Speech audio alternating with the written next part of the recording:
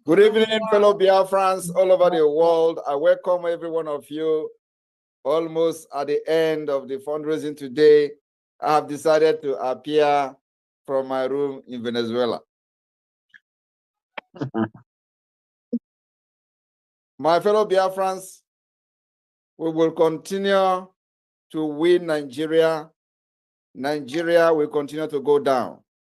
I want to inform you this evening that the record we are breaking is unimaginable. The enemies are trembling, they are quaking, they are having meeting upon meeting in Aso Rock. Aso Rock will soon become a defunct Aso Rock. Believe me. I told them that we, this generation of Biafra, will never ever pass this struggle on to our next generation. We are going to pass freedom onto them. We are going to pass a better society, a better country onto them. We will pass a country that they are going to be proud of, and they will be ready to die as a patriotic citizens of Biafrans. I want to assure you today that Nigeria is gone. Believe me, Nigeria is gone. And it is happening from this, your little fundraising. We are yet also, and we are still expecting those that will fund the liberation of Biafra in a big way. Because we still have a long way to go. Today, I am telling you, Mazi Nnamdi Kanu will be free very soon. And like I said, like I said, he will be released in a very historic way. And when this thing I am cooking is not done, he will not come out. Well, you see this food that I'm cooking? When the food is ready, they will be forced to release him as an army. As I'm talking to you, there is meeting ongoing. And they are scared that this Simon Ekpa will bring war. And I wonder what kind of war. I watched them in the mirror and they were discussing. I told them we are already at war. What type of war do you think Simon Ekpa is bringing that you have not brought to us? The only thing Simon Ekpa is doing now is to make sure that our women and children are well defended. It is not going to be only the terrorists in uniform. We are extending the defense of our land to those in ragtag. And the ragtag uniform or the ragtag terrorists that have been killing, abducting, terrorizing our people, their own face-off will start from the 31st of this month. The entire Biafra land and border will be sealed. I have always said we don't have prisons. We are still in freedom fighting. We have no prison. We have no food to give to anybody. We don't have any place to put somebody and be feeding the person. We don't have Gary to give anybody. So, I don't even body. We don't have any Gary to give any terrorists in our land. And that is all I have to say. We have no prison of our own. We have no Gary to give anybody. So, if you are caught as a terrorist in our land, our only thing we can do is to send you to God and let God judge the rest. I want you to understand that the defense of Biafra we are going to do to the last drop of our blood. We must not allow terrorists to run over our land like they have done part of Nigeria. We will continue to defend and neutralize those who have come to terrorize us, who have been terrorizing us in the name of Nigeria Army, Police, Air Force, or whatever they are carrying gun in our land. We will continue to neutralize them in order to stay alive, in order to make sure that our communities are not being burned down, in order to make sure that our women can go out without being harassed. We read in the newspaper how Biafran women are complaining, crying on the pages of newspaper that the terrorists are harassing them. They will continue to harass them and will continue to neutralize them. It is we are not in a hurry. So if you see 10 checkpoints today, don't worry. It is taking time. Do you know how many years it takes Nigeria to bring us to this level we are today? From 1914. You think it is going to end in 1 week? No. You think it's going to end in 1 month? No. We are taking our time. Gradually, they will all run away from Biafra land. And any day they hear Biafra, anytime they hear indigenous people of Biafra, anytime they hear anything let alone you put GB or let alone you put Fion, my brother, they will treat you like a beast that I have never seen in their life. I am telling you the fact. The glory of Biafra is back. We are not only going to make these people to pay, we will make sure they will never forget anything about us. And let me tell you, it is already happening.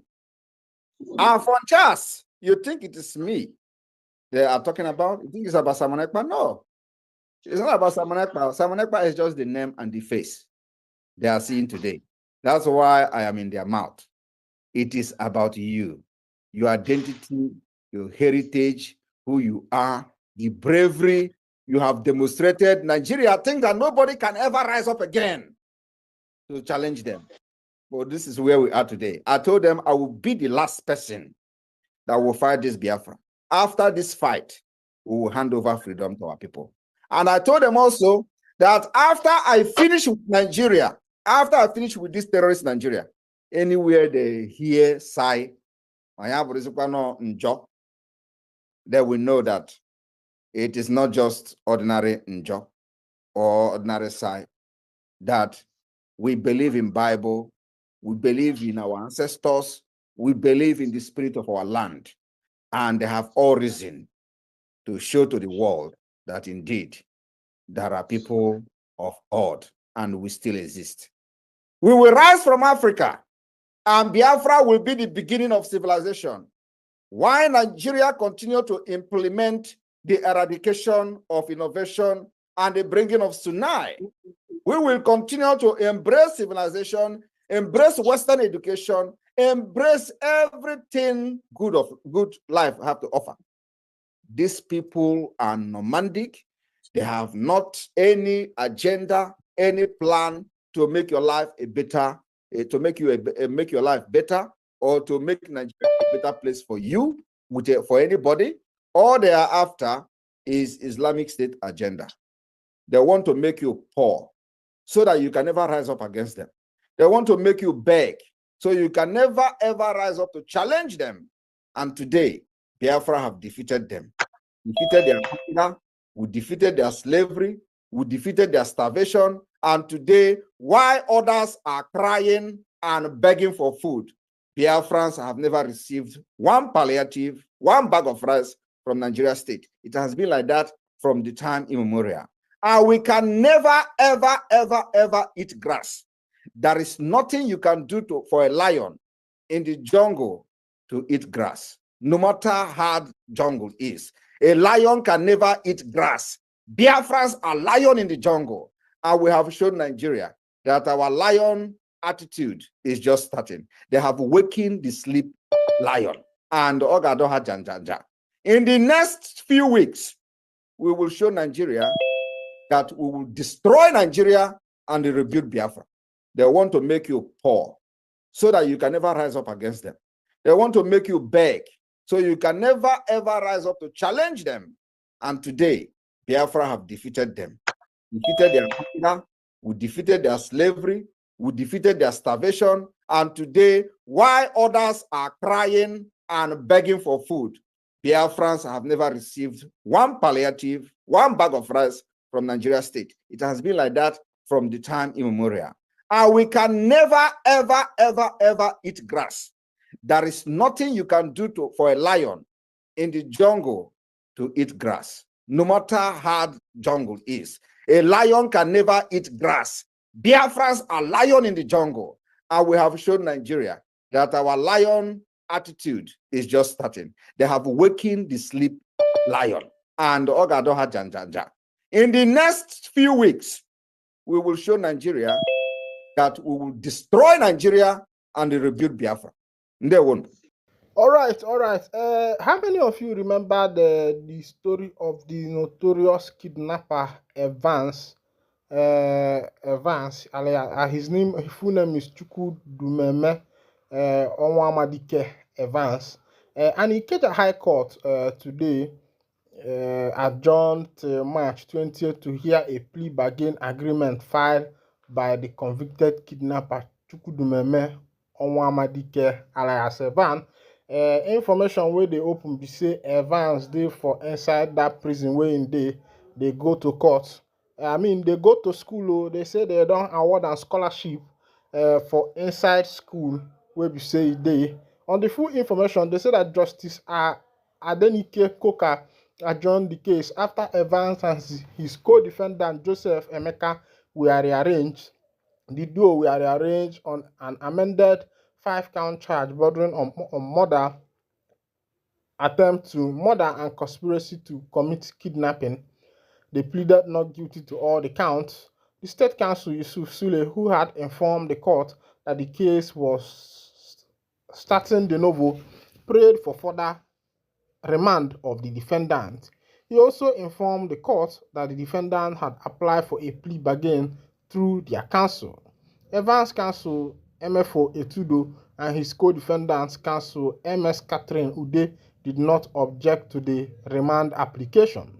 Etudo said that Evan was receiving education while in custody. We are not really defense counsel. We are asked to come and plead for a date. Our primary concern is to pursue the plea bargain application with Lagos State government on behalf of the defendant. The federal government has given the first defendant a second chance by awarding him a scholarship. Evan bagged NCE and his ambition is to take up a PhD. If Evans is given a second chance, he will not misuse it, Etudo said. The prosecution responded that it was left for the committee on a plea bargain to look into the application. Justice Coker acknowledged the receipt of Evans' plea bargain application. She said that the defense counsel gave his client good advice by seeking a plea bargain over his outstanding cases. Coker thereafter adjourned the case until March 20th for a report on the plea bargain application. The News Agency of Nigeria reports that on November 21st, 2024, the court said that the Lagos State Office of Public Defender, OPD, might represent Evan because his counsel has been absent on several adjourned state dates. NAN also report that the prosecution had informed the court on May 11, 2024, that the defendant had applied for a plea bargain agreement. The prosecutor, however, said the plea bargain terms were being considered by the Attorney General of Lagos State, Lawal Pedro. NAN also reported that Evan was convicted and jailed for extensive kidnap activities.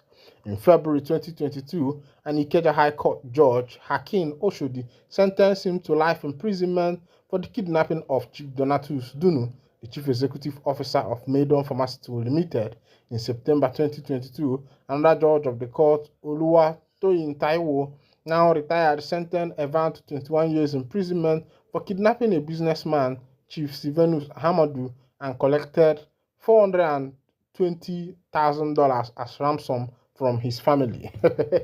All right, but the matter will be say the trend now be say they don't send the man go school. Oh. They say as in day for prison, government don't give a scholarship. Say make him go school. As see they be for so. They say jubilation don't enter for so as jubilation in also community as notorious kidnapper aka Mpompomwa murder is eliminated in gun battle. Celebration erupts in Osu after notorious criminal and his mother are captured and sent to the other side of the world.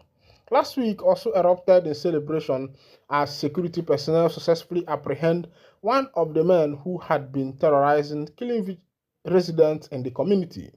Villagers revealed that the suspect, known by the nickname Mpompomwa, had been hiding his weapons with the help of his mother after each criminal operation. Both the suspect and his mother have been caught and sent to their ancestors. All right, this is happening live in also. They say Joy don't report return to that place. Also, with the pray say make peace come back for that place because plenty things wey be say e don happen for that area. E don plenty for that side. Meanwhile, e get one new information wey dey trend. They say e get one man wey come back for Zuuu, say make all the people wey say they dey fight for the Biafra, say make they comot for Zuuu, say him don come back. I go show you the video on the other edition of my broadcast. And Ngozi Orabe shared it. But as it is now, there is a lot of kepu and katakata inside the in-house between Akparawa, Ogenkere, and all of them. You know, I think the battle is who is supposed to be the head. And Orabaze now has spoken the truth of what is happening according to her, that NIG government and the Finland government are in a plot to frustrate the Biafra agitation. As it be, Southeast governors has been accused of frustrating efforts to release the leader of the indigenous people of Biafra, Mazi Nnamdi Kanu.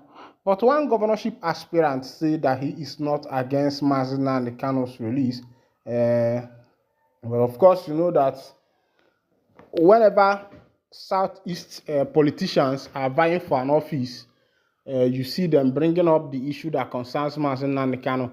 Let's go down to that information. A governorship aspirant for the All Progressive Congress (APC) in Anambra State, Onyeka Nwafor, has expressed support for the release of Nnamdi Kanu if it would bring lasting peace to the Southeast region, citing the economic hardship caused by ongoing insecurity. According to a report by Vanguard on Thursday, Nwafor believes that the current administration led by Governor Charles Soludo has not effectively addressed the escalating security issues plaguing the state, particularly the weekly sit-at-home enforced by unknown groups. The issue of sit-at-home is Southeast, and I believe that once there is a political will to it, first and foremost, I am not against the release of Nnamdi Kanu. If his release is what would bring peace, I will support it because businesses are going down at the moment, Nwafor said. Speaking on Arise TV on Thursday, January 23rd, 2025, Nwafor discussed his proposed approach to tackling the security challenges facing Anambra. He emphasized that while he is not opposed to calls for Kanu's release, his primary focus will be to restore law and order in the state, where the sit-at-home has severely affected local businesses and general economy. He noted that the prevailing insecurity was a significant obstacle to progress and that a firm political will was necessary to resolve the issue. In addressing the weekly sit-at-home order, which has become a regular feature of life in the region, Nwafor outlined a too-prolonged approach. His government, he stated, would initially seek to engage in dialogue with those behind the enforcement of the shutdown. However, he made it clear that if peaceful negotiation failed, he would not hesitate to use force to deal with the situation. Nwafor vowed to deploy security forces to apprehend those responsible for imposing the sit-at-home, asserting that individuals behind the movement were not invisible, but merely human beings that could be identified and dealt with. We would ask questions when the time comes. Where are the people doing this? Arrests will be made. We will find out who they are because you cannot just say you will use force. You might need to apply some level of discussion. If discussion does not materialize, I will apply the use of force. All right, this is coming from a governorship aspirant of the All Progressive Congress, Mr. Nwafor. He said for him that releasing Kanu for him would not be an issue. I think that is going to bring a lasting peace in the southeastern part of Nigeria. He said he will make sure that that is done. But one thing I've known of these politicians, it happened in the tenure of Chukwuma Charles Soludo, where he was making efforts. He was on the social media speaking on the release of Kanu, telling the government so many things. Immediately he entered office, he forgot everything. Of course, that office where he was supposed to be, where he is, was supposed to be, a good platform for him to actualize whatever he wants to achieve, even moving out to meet other governors and making sure that uh, Kano is released. He never did something like that, but rather he went there, took picture with him, and that ended the case. All right, let's go to another information as e dey hot. Matter don settle. They say police sack officer for fraud, conclude collusion with Zion Ministry, Ebuka Obi's. All right, let's go down to that information. A Lego officer with Zone 7 Lego Section DSP Peter Ejike has reportedly been dismissed from the Nigerian police force over allegation of fraud and professional misconduct. Ejike, who had been implicated in colluding with Prophet Ebuka Obi of the Zion Prayer Movement outreach to unlawfully prosecute a blogger, Chizorom Harrison Ofebu, popularly known as Ijele Speaks, was dismissed following an internet investigation. In December 2024, Ejike, alongside Inspector Ekene Edwin, Esther Okafor, and Sergeant Tolabi Koyode, also all stationed at Zone 7 headquarters in Abuja, was suspended after being accused of misconduct. Source confirmed to Sahara Reportation Saturday that Ejike and the implicated officers have now been officially dismissed from the force. The officer, Peter Ejike, who collaborated with Prophet Ebuka Obi to unlawfully prosecute Ijele Speaks, has been sacked for another case of fraud, a source revealed. All right, you know that one thing leads to another, and most of these policemen does not know that this office is not your father's house, and one day you will end in office. They know they carry government work for head, and if you work, you live for others. For this man now, what did they talk about? We follow oppress Ijele Speak because he made a video and carried what is it called of Ebuka Obi. And another thing I was thinking that these pastors are supposed to be Christ-like. Even though I'm not against anybody, but the Bible made us to know that like if they slap you on this ear, you turn the other one for them and let them slap you another one. And that was what Christ, championed. Even when the Pharisees flogged him, he said that he had the power to call down 12,000 legions of angels, but he still maintained this peace. So I don't know why these pastors, once you call their name in one or two things, you see them trying to intimidate you with police. Why not take it to God? Why are you calling police? Even the Bible encourages that we should not go to the law with one another. All right, this is where I'll be winding down the curtain. And if this is your first time of joining us, kindly go ahead and subscribe, like, comment, and share. Thank you for listening. God bless you.